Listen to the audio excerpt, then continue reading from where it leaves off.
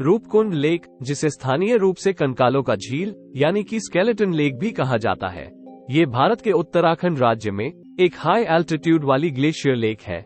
ये त्रिशूल पर्वत की गोद में स्थित है और लगभग 5020 मीटर की ऊंचाई पर है।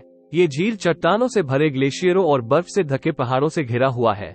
लेकिन रूपकुंड लेक इतनी खास क्यों है? ऐसा क्या है जो आप में से हर किसी को इसके बारे में जानना चाहिए? रूपकुंड झील के किनारे सैकड़ों प्राचीन मानव कंकाल पाए गए थे। बर्फ पिघलने पर इस झील के तल पर मानव कंकाल के अवशेष दिखाई देते हैं, और ऐसा नहीं है कि यह मानव कंकाल एक बार ही मिले थे। कंकालों को 1942 में फॉरेस्ट रेंजर द्वारा फिर से पाया गया था, और ये कोई एक या दो इंसान के कंकाल नहीं बल्कि अनुमानित 600-800 लोगों के कंकाल थे। स्थानीय लोगों का कहना है कि बर्फ पिघलने के 1 महीने के दौरान झील के साफ पानी में कई कंकाल दिखाई देते हैं, और सिर्फ कंकाल ही नहीं, कंकालों के साथ लकड़ी की कलाकृतियां, लोहे के भाले, चमड़े की चप्पलें और अंगूठियां भी मिलती है। अब यहाँ ये रहस्य और गहरा हो जाता है कि आखिर इतने सारे कंकाल यहाँ कैसे पहुँचे? ये कौन लोग थे? उनकी मृत्यु कब और कैसे हुई? आधी सदी से भी अधिक समय से ह्यूमन साइकोलॉजिस्ट और साइंटिस्ट्स इन कंकाल के अवशेषों पर स्टडी कर रहे हैं, और कई प्रश्नों के उत्तर अभी भी नहीं मिले हैं। जब नेशनल ज्योग्राफिक की एक टीम ने 2003 में लगभग 30 कंकाल निकाले, तो उनमें से कुछ कंकालों में मांस अभी भी जुड़ा हुआ था। और आप ये जानकर चौंक जाएंगे कि कार्बन डेटिंग से पता चला कि ये हड्डियां लगभग 800 ईस्वी और 1800 ईस्वी की थीं।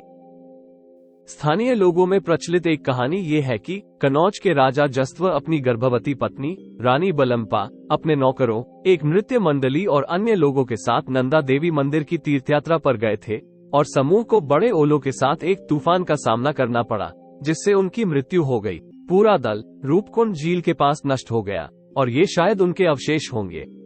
कुछ लोगों का कहना है कि कुछ अवशेष उन भारतीय सैनिकों के हैं जिन्होंने 1841 में तिब्बत पर आक्रमण करने की कोशिश की थी और हार गए थे।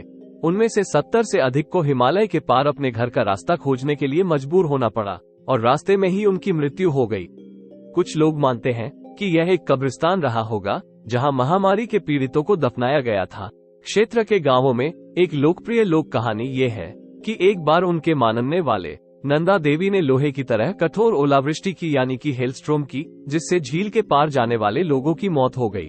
मैं आपको बता दूं, भारत का दूसरा सबसे ऊंचा पर्वत नंदा देवी है, जो एक देवी के रूप में पूजनीय है।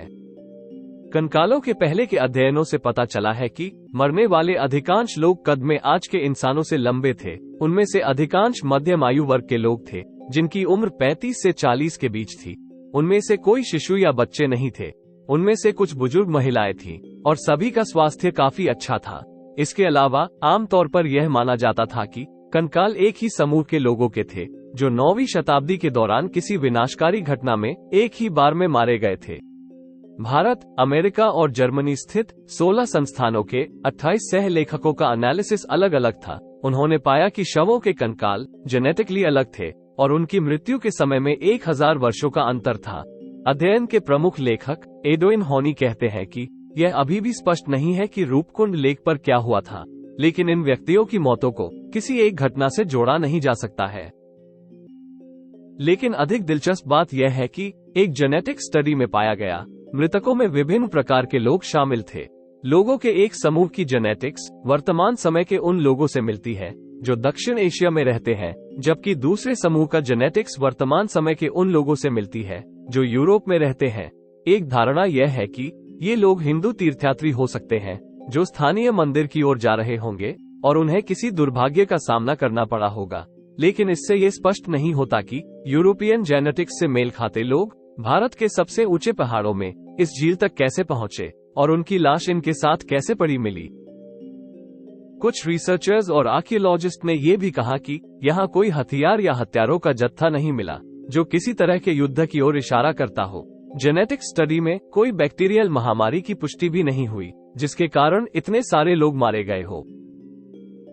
उत्तराखंड सरकार कंकालों की लगातार चोरी से चिंतित है, और आशंका है कि यदि इनके संरक्षण के लिए कदम नहीं उठाए गए तो आने वाले वर्षों में कंकाल धीरे धीरे गायब हो सकते हैं। बताया गया है कि इस क्षेत्र में आने वाले टूरिस्ट बड़ी संख्या में कंकाल को अपने साथ ले जाते हैं, और जिला प्रशासन ने इस क्षेत्र की सुरक्षा की आवश्यकता जताई है। आज तक किसी को नहीं पता कि रूपकुंड लेक पर क्या हुआ था, यहाँ इतने सारे शवों के कंकाल कैसे पहुँचे।